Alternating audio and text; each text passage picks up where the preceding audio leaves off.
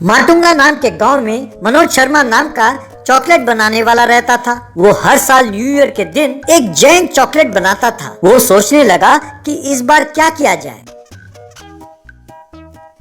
उसने अपनी पत्नी मधुरिमा को बुलाकर, मधु, तुम तो जानती ही हो कि हर साल न्यू ईयर के लिए बड़े बड़े केक बनाता हूँ, पर इस साल क्या बनाऊं समझ में नहीं आता। तुम्हें कोई आइडिया हो तो बताओ।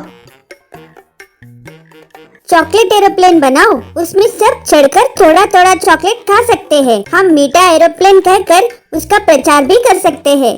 कैसा है मेरा आइडिया? अरे चॉकलेट एरोप्लेन, आइडिया अच्छा है, पर इसके लिए बहुत सारा चॉकलेट की जरूरत पड़ेगी।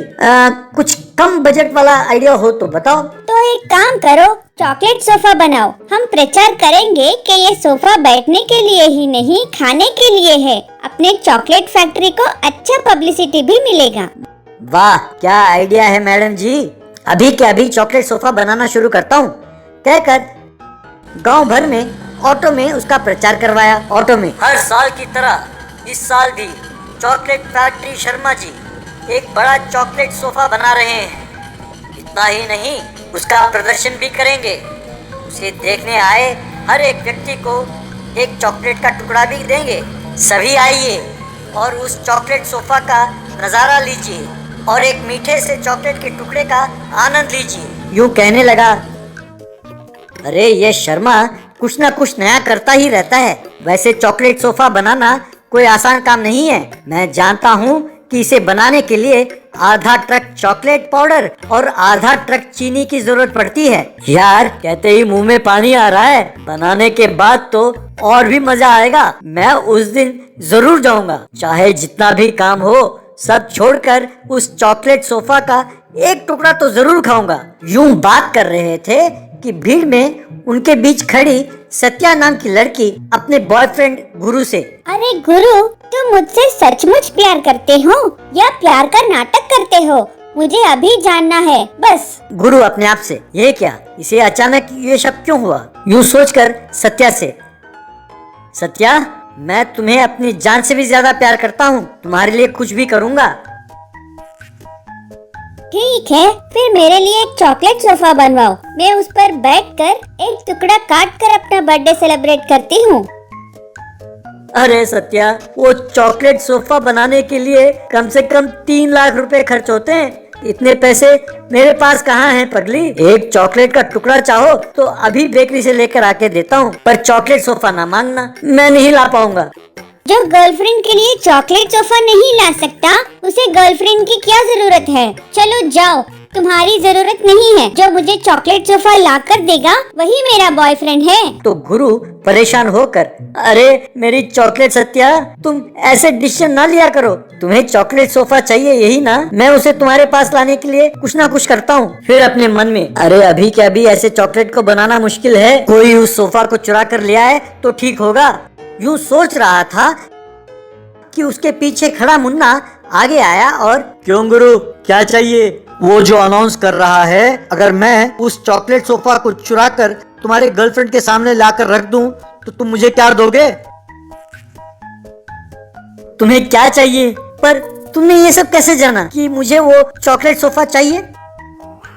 अब तक तुम दोनों की बातें सुन रहा था मैं जानता हूँ कि इस वक्त तुमने ये चॉकलेट सोफा उसे लाकर नहीं दिया तो तुम्हारा उसके साथ ब्रेकअप हो जाना पक्का है। देख लो। तुम सच कहते हो यार, अब मैं क्या करूं? तुम्हें क्या फीस देना होगा? गुरु, मैं भी एक प्रेमी हूँ। एक प्रेमी के नाते तुम्हारी परेशानी को मैं समझ सकता हूँ। कोई ज्यादा नहीं मांगूंगा, बस तुम्हारे गले में पड़ा वो जो चेन है सोने की, वो मुझे दे दो बस। तब गुरु ने मुन्ना को वो चेन उतार कर दे दिया। मुन्ना ने उस चॉकलेट सोफा को चुराकर गुरु के घर में लाकर दे दिया।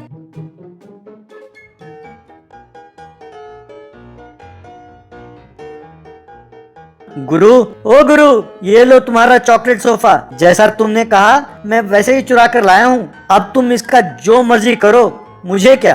कहकर उसे दे दिया।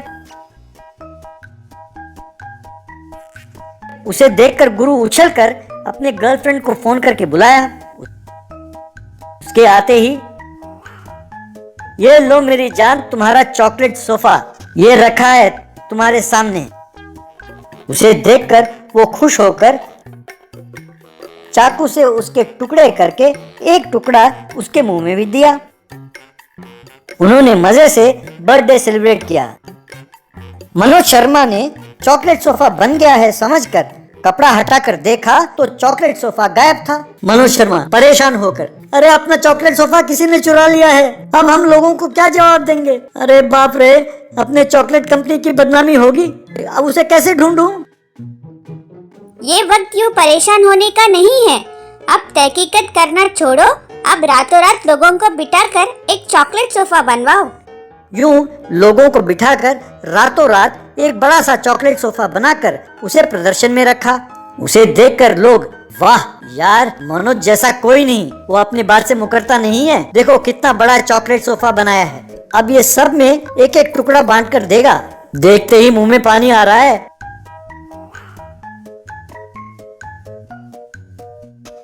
तब मनोज और उसकी पत्नी ने सबको एक एक टुकड़ा काट कर दिया। सब खाकर खुश होकर घर चले गए। Boat rocket race. कष्टापुर नाम के गांव में एक बड़ा झील था। उस गांव के मछुआरे उस झील से मछली पकड़कर गुजारा करते थे। उस गांव में आनंद नाम का एक गरीब मछुआरा रहता था। आनंद के पास एक पुरानी टूटी फूटी नाव थी। नया नाव ना खरीद पाकर उसी नाव को कील ठोक कर वो चलाता रहता था। आनंद मछली पकड़कर नाव में डाला तो नाव उलट जाती थी। ज्यादातर मछली फिर से पानी में चले जाते थे। ये देखकर बाकी मछुआरे जोर से हंसते थे। आनंद शाम तक किसी तरह थोड़े से मछली पकड़ कर ले जाता और अपनी पत्नी ममता और बेटे मन्नू का ख्याल रखता था। उनको ठीक से भोजन ना मिलने पर भी ममता और मन्नू ना कोई शिकायत करते थे ना ही कोई मांग करते थे। पर आनंद अंदर ही अंदर बहुत दुखी होता था। मैंने ममता से प्यार करके शादी किया, बड़े घर की बेटी है, पर तीज त्योहार पर भी उसे कपड़े लेकर नहीं दे पाता। मेरा बेटा हीरा है, इसे देना आता है, लेना नहीं। लानत है, इतना अच्छा परिवार के लिए मैं कुछ भी नहीं कर पा रहा हूँ, ऐसा सोचता था। मन्नू को दिवाली रॉकेट बनाने का बहुत शौक था। वो साल भर थोड़ा बहुत पैसे जमा करके रॉकेट बनाता था। दिवाली के दिन उन्हें बेचता था। उन पैसों को लेकर अपने माँ बाप को देता था। उनकी आंखें भर आती। एक दिन आनंद मछली पकड़ने के लिए झील के पास गया। वहां मछुआरे बेचैन लग रहे थे। देखा तो वहां बोट रेस हो रहा था। एक मछुआरे से आनंद, क्यों ताऊ, ये हो क्या रहा है? क्या बताऊं बेटा, पहले जमीन पर कब्जा किया और अब पानी पर भी कब्जा कर रहे हैं। ये सब धनवानों के बच्चे हैं। अब सड़कों पर इन्हें रेस करने नहीं दे रहे हैं तो पानी में रेसिंग करने लगे हैं। कहते हैं कि उन्होंने इस झील को खरीद लिया है। कहते हैं कि अब हम यहाँ मछली नहीं पकड़ सकते। आनंद परेशान हो गया। तभी अमर नाम का व्यक्ति बोट से उतर के आनंद के पास आया। ये क्या, तुम लोग अभी तक यहीं खड़े हो? अच्छा, हमें बोट यूं तेज चलाते हुए देखकर हैरान हो रहे हैं ना? अरे अभी देखा ही क्या है, 10 दिनों में बोट रेस होने वाला है। देश के कोने कोने से बड़े बड़े रेसेस आने वाले हैं। उन बोट के स्पीड से तुम्हारी झोपड़ियों में तूफान आ सकता है। होशियार, चलो चलो अब जाओ यहाँ से, जाओ।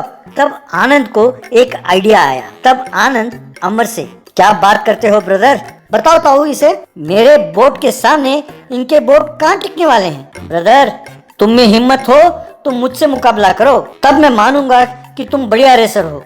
बेचारे ताऊ को कुछ समझ में नहीं आया। क्या, एक छोटे से गांव में जिसका खाने का और रहने का कोई ठिकाना नहीं, मुझे चैलेंज करता है? हमारे पास हेवी प्रोपेलर 3000 सीसी बोट्स हैं, जानते हो? मुझे तुम्हारा ये एटीट्यूड अच्छा लगा। रेस में तुम भी भाग लो। मैं हार गया तो मैं तुम्हें 1 करोड़ रुपए दूंगा और साथ साथ ये झील भी। और तुम हार गए तो मुझे क्या दोगे? मैं हार गया तो मैं अपनी जान दे दूंगा। मुझे अपने पर नहीं, अपने बेटे पर विश्वास है। सारे मछुआरे चौंक गए। रेस वाला दिन आया। अमर के साथ साथ बड़े बड़े रेसर्स आधुनिक बोट लेकर वहां तैयार थे। तभी आनंद अपने नाव में चप्पू चलाते हुए वहां पहुंचा। उसके नाव के दोनों ओर बड़े बड़े दिवाली वाले रॉकेट थे।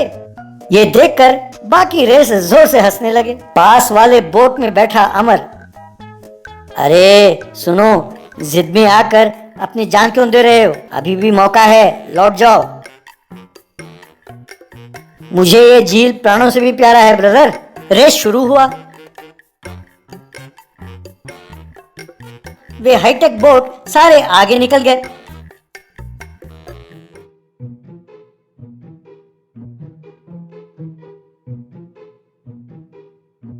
आनंद धीरे से चप्पू चलाते हुए जा रहा था। ये देखकर मछुआरे परेशान हो रहे थे। वे रेसर्स बहुत दूर चले गए।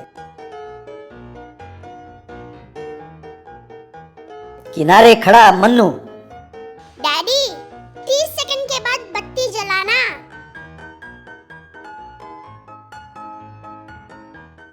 आनंद ने नाव के अगले हिस्से में रखी बत्ती को जलाया। वो रॉकेट जलने लगे। बस वो नाव बिजली की रफ्तार में बाकी बोट्स को पीछे छोड़ते हुए निकल गई।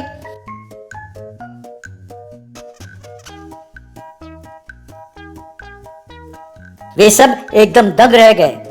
वे अभी आधे रास्ते में ही थे कि आनंद का नाव रेस की रेखा को पार कर गई। मछुआरों ने जोर से ताली बजाई। बाद में अमर आनंद को 1 करोड़ रुपए देते हुए, मैं जिंदगी में कभी नहीं हारा, इसीलिए मैं ये झील छोड़कर जा रहा हूं, कहकर सिर झुकाकर चला गया। सब ने आनंद और मन्नू की खूब प्रशंसा की। बाद में आनंद ने उस गांव में एक बड़ा सा घर बनाया और परिवार के साथ